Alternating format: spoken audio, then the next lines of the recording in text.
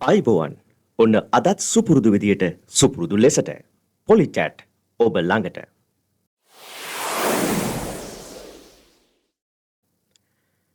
හැමදාම වගේ ඔබට විශේෂ වූ මාතෘකා පිළිබඳවයි පොලිචැට් වලින් කතා බහ කරන්නේ.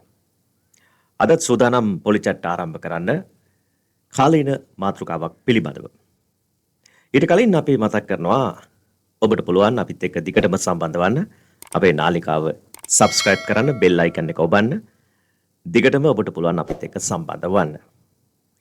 බෙහෙවින්ම ස්තුතිවන්ත වෙනවා අපට ලබා දෙන ඔබේ අදහස් වලට. රැඳෙන්න පොලිචැට් සමගින් දිගටම. අද කතා කරන්නේ ආණ්ඩුව බීරු ඇටේ පාඩුව බිලියන 18යි. අපි දැක්කා ඊයේ සුපුරුදු අවුරුදු ගානක් තිස්සෙම ඔය 76 වසරක් තිස්සෙම රට පාලනය කරපු ආණ්ඩුව හැසිරුණු විදිහටම විරෝධතාකරුවන්ට පහර දෙනවා. මේක සාමාන්‍ය දෙයක්. මීට කලින් පැවති රජයන් වලත් පොලිසිය හැසිරුණේ ඒ විදිහට තමයි. රාජ්‍ය යාන්ත්‍රණය ක්‍රියාත්මක වන පොලිසිය උද්ඝෝෂණකරුවන්, පෙළපාලිකරුවන් මේගොල්ලෝ ආවට පස්සේ කඳුළු ගෑස් ගහනවා. ඒ වගේම බැටන් පොළු ප්‍රහාර එල්ල කරනවා. සාමාන්‍ය දෙයක්. අපි ඊයේ දැක්කා අන්තරේ කණ්ඩායමට නැත්තම් අන්තරේ ශිෂ්‍ය බල මණ්ඩලේ කණ්ඩායමට පහර එල්ල කරනවා. ඒ තමයි සමසෞඛ්‍ය උපාධිධාරීන් 105ක් රාජ්‍ය සේවයට බඳවා ගන්න යනවා කියලා ආරංචි ඇවිල්ලා තියෙනවා. පුජ්‍යලික විශ්වවිද්‍යාල වලින් ගන්න උපාධියට නිසි සමතන දීලා රාජ්‍ය යාන්ත්‍රණයේ රෝහල් වලට ඔවුන්ව ඇතුළත් කර ගන්නවා, සෞඛ්‍ය සේවයට බඳවා ගන්නවා. වෛද්‍යවරු ලෙස. මේකට තමයි විරෝධය ඊයේ දැක්කේ. ඒ විරෝධයේදී කීප දෙනෙක් අත්අඩංගුවට ගන්නවා. පොලිසිය පහර දෙනවා. අපි දැක්කා. මොකද හිතෙන්නේ? මීට අවුරුදු කීපයකට කලින් දැන් ඉන්න ආණ්ඩුවේ කණ්ඩායම ජනතා විමුක්ති පෙරමුණ එදා ඔය විදිහට සටන් බිමේ හිටියේ. උද්ඝෝෂණ කරමින්, පිකටින් කරමින් නේද? ඔය විදිහටම කඳුළු ගෑස් වලට ලක් වෙමින්, ජල ප්‍රහාර වලට ලක් වෙමින් අවුරුදු ගාණක් විරෝධතා දක්වමින්, පෙළපාලි යමින් ඔය විදිහටම තමයි හැසිරුනේ. වෙනස තියෙන්නේ දැන් මේගොල්ලෝ ආණ්ඩුව කරනවා. හැබැයි අර උද්ඝෝෂණ කණ්ඩායම් නැත්තම් විරෝධතා දක්වන අය අඩුවක් නැහැ. ඒගොල්ලෝ තවමත් ඉන්නවා. ඒ සටන් බිමේ හිටපු කණ්ඩායමක් ඇවිල්ලා බලයටපත් වෙලා රටේ ආණ්ඩුව කරද්දී සටන් බිම තවමත් එහෙම තිබෙනවා නම් ඔවුන් සාර්ථකද? අසාර්ථකයි නේද? මේ විදිහට පුජ්‍යලීකරණයට ලක් වුණු විශ්වවිද්‍යාල නැත්තම් ඒ අධ්‍යාපනය පුජ්‍යලීකරණය වෙලා අර කිව්වේ කොතලාවල කඩ දානවා කියලා කිව්වේ කාලේ. අහිංසක දරුවන්ට නිදහස් අධ්‍යාපනය ලබාගෙන ඉදිරි ගමනක් යන්න තියෙන අවස්ථාව මගහරවලා ඇති හැකි අයට නේද?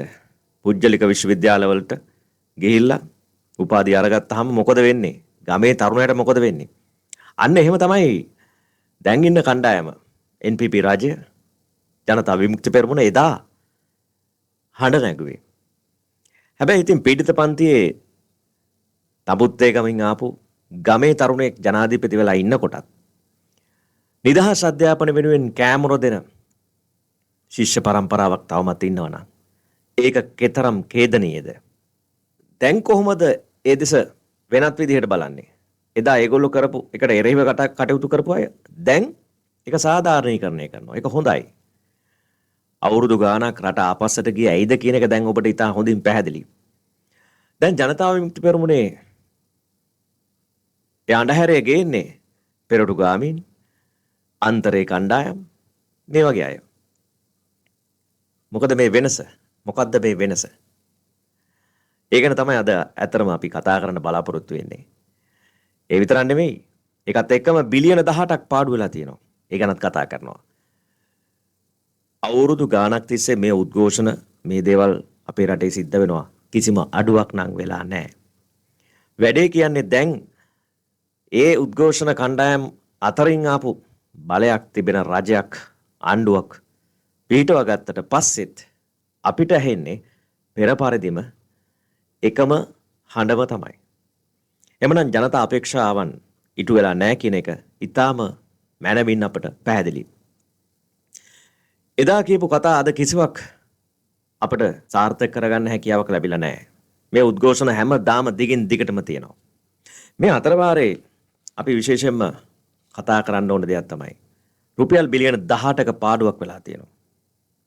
රට දියුණු කරන්න ආපු, රට උසවා තබන්න ආපු, රටේ ආර්ථික ශක්තිය නංවන්නට ආපු NPP රජයත් දැන් මොකද වෙලා තියෙන්නේ? රුපියල් බිලියන 18ක පාඩුවක්. මේ කොහෙද පාඩුව තියෙන්නේ? විදුලි බල මණ්ඩලේ. කාගෙත් කතාබහට ලක් වෙලා තියෙනවා. ඔන්න ආයිමත් විදුලි බිල වැඩි කරන්න යනවා කියලා. විවිධ තැන්වලින් විවිධ කතා එනකොට මේකට ප්‍රතිචාර දක්වන චරිතයක් ඔන්න ඇවිල්ලා තියෙනවා මාධ්‍යයට. එතමන් තමයි මේ ආචාර්ය විදුර රලපනාව මහත්මයා. ජ්‍යෙෂ්ඨ බලශක්ති විශ්ලේෂක.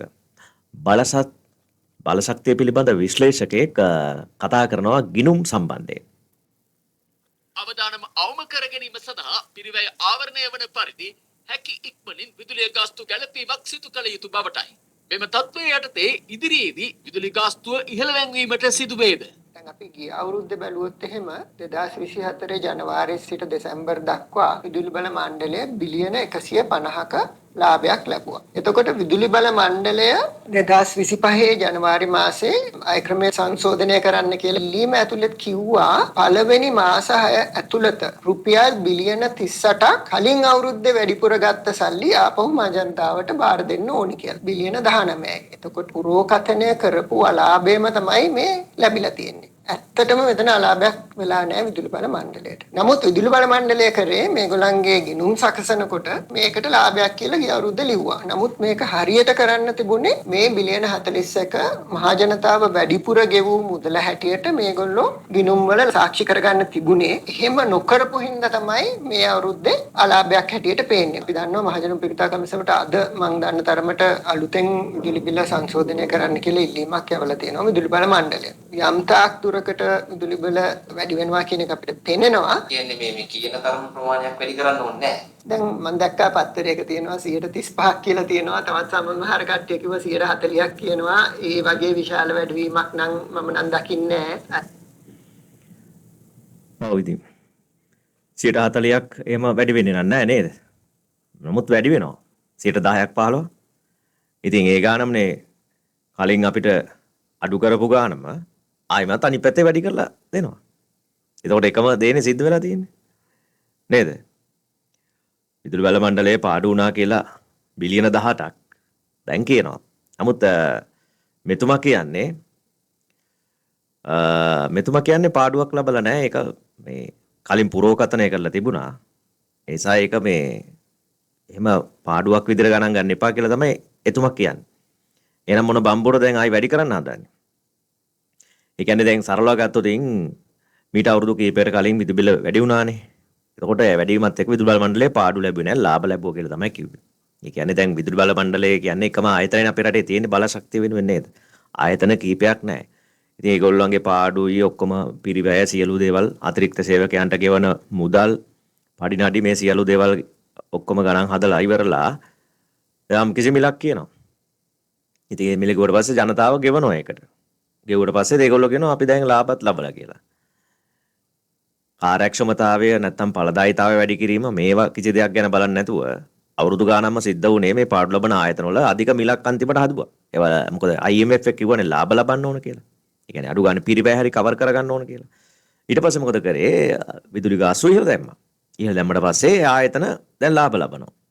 හැබැයි මේ රජය බලයට පත් වුණු ගමන්ම ජනතාවට දීප පොරොන්දුවන්නේ ලයිට් බිල අඩු කරනවා කියලා. ඉතින් ජනතාව දිගින් දිගට මේ ගැන ප්‍රශ්න කරනකොට අන්තිමට සිද්ධ වුණ ආණ්ඩුවට විශේෂයෙන් මහජන උපයෝගිතා කමිෂන් සභාව තමයි මේ ප්‍රශ්න කිරීම කරේ. ඒ අනුව සිද්ධ වුණා කියපු කතා වලට අනුව විදුලි බිල අඩු කරන්න. අඩු කරා. හැබැයි කිව්වේ පහුගිය රජය ඒ කාලේ කිව්වේ පහුගිය රජය අනවශ්‍ය විදිහට ජනතාවට විදුලි බිල වැඩි කරලා දරන්න බැරි විදුලි බිලක් ලබා දෙනවා. මේක ආර්ථිකයට ලොකු පාඩුවක්, හානියක්. IMF එක කිව්වා කියලා එහෙම කරන්න ඕනේ නැහැ. ජනතාවට සහන දෙන්න ඕන. එහෙම කියලා තමයි මේගොල්ලෝ මේ විදුලි බිල අඩු කරේ. දැන් එහෙම නැයි වැඩි කරන්නේ. ඔව් මේ කතාව ඇවිල්ලා තියෙනවා දැන්. ඒ කියන්නේ දැන් මේක හොදාන්න පටන් අරන් ඉන්නවා. මොකද එකපාර වැඩි කරන්න බෑනේ. පාඩුවක්ම නෙවෙයි. කලින් අතිරික්ත ලාභයක් ලැබලා තිබුණා. ඒ නිසා මේක පාඩුවක් හැටියට ගන්න එපා. මේ බිලියන 18ක පාඩුවක් වෙලා කියලා කියන්නේ. නමුත් ඒක එහෙම ගන්න එපා කියලා තමයි මේ අපුල්ලන කට්ටිය දැන් ඇවිල්ලා මේක එක විශ්ලේෂකයෝ නේද? බලශක්ති පිළිබඳ විශ්ලේෂක මහත්මයෙක් විදුර එතුමාගේ නම විදුර රළපනාව. ඉතින් ඒ මහත්තයා දැන් මේ සම්බන්ධයෙන් මම හිතන්නේ ලොකු අවබෝධයක් තියෙනවද කියලා අපි දන්නේ නැහැ. මේ ගිණුම් සම්බන්ධ කටයුත්තක් එතුමා බලශක්ති විශ්ලේෂකයෙක්. නමුත් ගිණුම් සම්බන්ධයෙන් තමයි කතා කරන්නේ. ඔහු කියනවා ඒ තරම් වැඩි වෙන එකක් නැහැ. 15ක් විතර 10ක් 15ක්. දැන් එහෙම තමයි පළවෙනි අදියරේ. ඊට පස්සේ දෙවෙනි අදියරේ වෙනකොට ඔක ආයි වැඩි වෙන්න පුළුවන්. 40ක් විතර වෙන්නත් පුළුවන්. මේ කියන කතා එකක්වත් හරියට වුණේ නැහැ නේ මෙච්චර කාලයක් නේද? වැඩි කරන්නෙම නැහැ කියලානේ කිව්වේ ඡන්දෙට කල්නුත්. ජනාධිපතිවරයා කිව්වනේ ඡන්දෙට කල්නුත් කිව්වා විදුලි වැඩි කරන්නේ නැහැ කියලා. දැන් ඒ කතා එහෙම එතුමා කියන්නේ නැහැ. වැඩි කරන්න වෙනවා. එනසම් අපි තේරුම් ගත යුතු දෙයක් තිබෙනවා. ඒ තමයි මේ රටේ මිනිස්සු කොයිතරම් පවක් ගෙවනවද මේ ආණ්ඩුව වලට කියලා. අවුරුදු ගාණක් තිස්සේ මේ පාඩු ලබන ආයතනවල ඵලදායීතාවය හදන්න නැතුව. දැන් මේ ආණ්ඩුවට තිබ්බනේ ආපු ගමන් අන්න ඒ වැඩේ කරන්න මාස 7ක් ගත වුණා. විදුලි බල මණ්ඩලයේ අතිරික්ත සේවකයෝ ඉන්නවා ඒගොල්ලෝ ඉවත් කරන්න පුළුවන්. එහෙම නැත්නම් ඒගොල්ලන්ගේ වැටුප් පිළිබඳව දැක්කනේ වැටුප් වැඩි කරගත්තනේ ආපු ගමන් ඒගොල්ලෝ වැටුප් වැඩි කරගත්තා. ඒගොල්ලන්ගේ පැත්ත හැමදේම ඉහළට නංගලා තියෙන්නේ. මොකද උද්ඝෝෂණය කරා ඒ කට්ටිය ආපු ගමන් වැටුප් ටික වැඩි කරගත්තා. දැන් ඒ වගේ වන්නත් ඕන අහිංසක පාරිභෝගික ජනතාව. විදුලි බිල වැඩිවීම කියන්නේ කර්මාන්ත ක්ෂේත්‍රයට නැත්නම් ව්‍යාපාරික ක්ෂේත්‍රයට විශාල මරුපහරක්. මොකද පිරිවැය වැඩි වෙනවා. ඒකත් එක්ක විශේෂම නිෂ්පාදන පිරිවැය වැඩි වීමත් එක්ක භාණ්ඩවල මිල ඉහළ යන්න පුළුවන්. එතකොට මොකද වෙන්නේ? අපේ දේශීය ව්‍යාපාර කඩා වැටෙන්න පුළුවන්. විශේෂයෙන්ම නිෂ්පාදන අංශයේ දේවල් ගොඩක් දුරට කඩා වැටෙන්න පුළුවන්. විදුලි බිල ඉහළ යෑමත් එක්ක ඇඟලුම් ක්ෂේත්‍රයේ පවා වැටෙන්න පුළුවන්. මොකද ඒකට අවශ්‍ය කර්මාන්ත වලට අවශ්‍ය විදුලිය සඳහාත් මේ විදිහටම වැඩි වෙන්න පුළුවන්. ඒකත් එක්ක ඇඟලුම් ක්ෂේත්‍රයටත් විශාල කඩාවැටීමක් බලාපොරොත්තු වෙන්න පුළුවන් අනාගතයේදී. ඒ නිසා ඒ අපනයන ආදායමට කොයිතරම් බලපෑමක් ඇති කරනවද? දැන් මේවා දන්නේ නැතුවද කලින් ආණ්ඩුවට බොරුවට කෑ ගැහුවේ? නේද? කලින් ආණ්ඩුව විදුලි බිල අඩු කරේ නෑනේ. හැබැයි මේ ආණ්ඩුව කිව්වා නෑ අපි ඇවිල්ලා අඩු කරනවා කියලා. හැබැයි දැන් අඩු කරාට පස්සේ වෙන ගැටලුවක් තියෙනවා. ඒ කියන්නේ IMF එක කියන විදිහට මේ ආයතන ලාභ ලබන තත්ත්වයේ තියාගන්න නම් ජනතාවටම සිද්ධ වෙනවා ඒ පාඩු පියව ගන්න. ඒ නිසා අපිට සිද්ධ වෙනවා වැඩිපුර විදුලි බිලක් ගෙවන්න. ඒ කියන්නේ ජනතාවගේ ජීවන තත්ත්වය කඩාවැටීමක් නෙමෙයි පැහැදිලිවම සිද්ධ වෙන්නේ. ඒ නිසා මේ ජීවන තත්ත්වය උසස් කරන්න ආපු කණ්ඩායම නැවත කරන්නේ ජීවන තත්ත්වය පහළ දාන එක. හැබැයි මේ රජය කිසිම ආකාරයක බුද්ධිමත් තීරණයක් ගත්තද? දැන් මේ විදිහට අඩු වැඩි කරන්න කලින් ආණ්ඩුවත් හිටියනම් ඒ ගැටලුවනේ ඒගොල්ලොත් ඒක කරගෙන ගියා. දැන් මේගොල්ලෝ කිව්වේ එහෙම නෙවෙයිනේ. අපි ඵලදායී වැඩි කරනවා. ඵලදායීතාවය. වෙනත් විදිහකින් විදුලි බල මණ්ඩලයේ පාඩුව අවම කරලා රටේ ජනතාවට සහන දෙනවා කියලා. දැන් එහෙම දෙයක් පේන තෙක් මානකව සිද්ධ වෙලා නැහැ. හරිම පැහැදිලි. ඒ නිසා මේ ආණ්ඩුව දැන් වියරු වැටලා තියෙන්නේ. ඒගොල්ලෝ ජනතාවගෙන් පලි ගන්න හදනවා. මේ අතරේ තවත් වියරු වැටිච්ච පොතක් වාර්තා වෙනවා. ඒක මේ පාර්ලිමේන්තු මන්ත්‍රීවරයෙක් තමයි වාර්තා කරේ ප්‍රවෘත්තිය. රෝහණ මහත්මයා අනුරාධපුර දිස්ත්‍රික් පාර්ලිමේන්තු මන්ත්‍රී. ඉතින් එතුමා සජබේ පාර්ලිමේන්තු මන්ත්‍රී එයාට ලියුමක් එනවා. මොකද්ද ලියුම? මේ නිර්නාමික ලියුමක් ඇවිල්ලා තියෙනවා. අනුරාධපුර දිස්ත්‍රික්කයේ සජබේ පාර්ලිමේන්තු මන්ත්‍රීවරයෙකුට එන්නේ මේ ලියුම. ඒකේ සඳහන් වෙලා තියෙනවා මොකද්ද? ප්‍රාදේශීය සභා පිහිටුවීමට ඔයා මැදිහත් වෙලා මේවා සංවිධානය කරන්න එපා. අපි ජයග්‍රහණය කරලා තියෙන්නේ වැඩි දඟලන්න එපා. එහෙම නොතින් කරදර සිද්ධ වෙයි. මේ සම්බන්ධයෙන් ඔයා මැදිහත් වුණොත් ඇතම් විට මරණය වෙන්නත් පුළුවන්.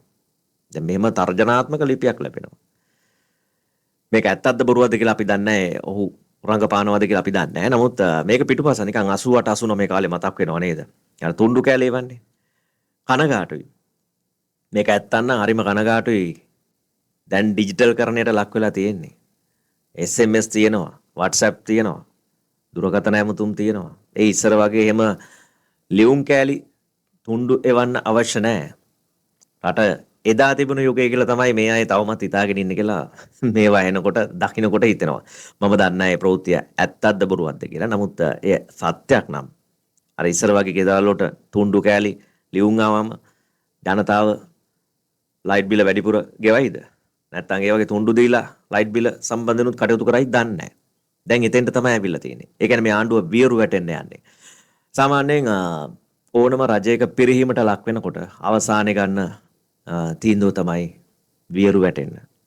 ඡන්දෙත් දිනලා දෙන්නේ දැන් නේද? චන්ද්‍රික කොහොම හරි ගත්තානේ. මේවරේ පළාත් පාලන මැතිවරණේ කොහොම හරි යම්කිසි ජයග්‍රහණයක් ලබා ගත්තානේ. දැන් ඉතින් ආණ්ඩුවට හිතුව හැටියට බඩු මිල වැඩි කරන්න, බදු ගහන්න, ලයිට් බිල් වැඩි කරන්න මේව කරන්න තියෙන්නේ. ජනතාව පාඩුවේ බලාගෙන ඉඳී. අපි දන්නවා මේ වගේ අයට අතීතයේ ජනතාව පාඩම් උගන්වපු හැටි. ඒ නිසා දැවැන්ත චරිත එක්ක හැප්පුණු ජනතාවට මේව මොනවද කියලා හිතෙයි. ඒ නිසා ආණ්ඩුවේ වියරුව දැන් පේන්නම පටන් අරන් තියෙනවා. උද්ඝෝෂණ කියන්නේ ඒගොල්ලන්ට දැන් ණයට අඳුකොළ වගේ. ජනතාවගේ විරෝධයට ඒ අය දක්වන ප්‍රතිචාරය දිහා තමයි අපි හැමෝම බලාගෙන ඉන්නේ. අදට පොලි චැට් වලින් සමුගන්න සූදානම්. ආණ්ඩුවේ වියරුව කොතනකට යාවිද? ඔබේ අදහස අපිට කමෙන්ට් කරන්න. ඊළෙන්නම් හැමෝටම සුබ දවසක්.